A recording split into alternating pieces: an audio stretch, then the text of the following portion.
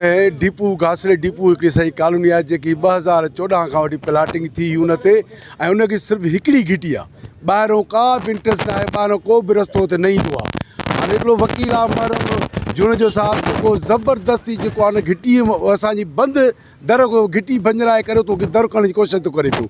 कल्ह बि हुन सॼी ॾींहुं वॾी हरकत कई, बदमाशी कई, गारियूं कढी ऐं दर ते अची जेको आहे असांजे बचण ते हाई वाई फायरिंग करे हेरासमेंट कई अथई। उन खां अलावा असां हुते पहुता आहियूं, हुनखे कमु बंदि करायो आहे। हुन सां राति ॿ ॻाल्हियूं कयूंसीं त बाबा कंहिं बि हालत में तोखे असां हितो दर विझणु न ॾींदासीं। जॾहिं त कॉलोनीअ जे चेयरमैन, कॉलोनी जे मालिक जेके 7 नंबर ते प्रॉपर्टी चढ़ियल आहे, उन शख़्स लेटर जारी करिणो आहे त कंहिंखे बि किथां बि हिन अंदरि जेको आहे दर कढण जी इजाज़त न आहे। तंहिं हूंदे बि हुन वकालत जी आड़ में वकील जो कोट पाए करे ॿ ॿिया दोस्त वकील वठी करे 5 माण्हू वठी करे असांजे घर जे अॻियां अचे गिल भॻी अथई, असांजा गुल ॿूटा पटे उछलाया अथई ऐं दर हणण जी कोशिशि कई अथई।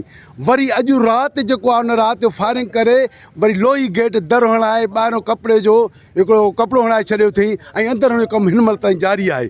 असां सिंध बार काउंसिल जे वकीलनि जी जेके बि तंज़ीमूं आहिनि उन्हनि खे मीडिया जे तवसत सां असां समाज जी अॻवाननि खे अमन कमेटी लाड़काणे जेके उहिदेदार आहिनि उन अमन कमेटी के थ्रू असां इहा रिक्वेस्ट था कयूं ऐं वकीलनि जी जेकी बार एसोसिएशन खे असां इहा गुज़ारिश था कयूं त इन ॻाल्हि जो नोटिस वरितो वञे ऐं उहो जेको वकील जेके दादागिरी थो करे पियो ऐं दर थो हणे पराई कॉलोनीअ में, जंहिंखे न को कानूनी हक़ु आहे, को बि हुनखे को रस्तो कोन्हे, को हरू भरू असांजी घिटियुनि में अची करे उहो पंहिंजी दर हणी करे पंहिंजी दादागिरी थो करे ऐं वकालत जो कोट पाए करे इहे धमकियूं थो ॾिए त मां तव्हां ते FIR कराईंदुसि, तव्हांखे जेल कस्टडी कराईंदुसि।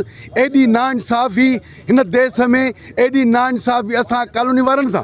असांजो इहो मुतालबो आहे त फिलफोर हिन जी जेकी हरकत हिन कई आहे उन हरकत खे मज़े नज़र रखंदे करे उन जो दर बंदि करायो वञे जेको असांजो कानूनी हक़ु।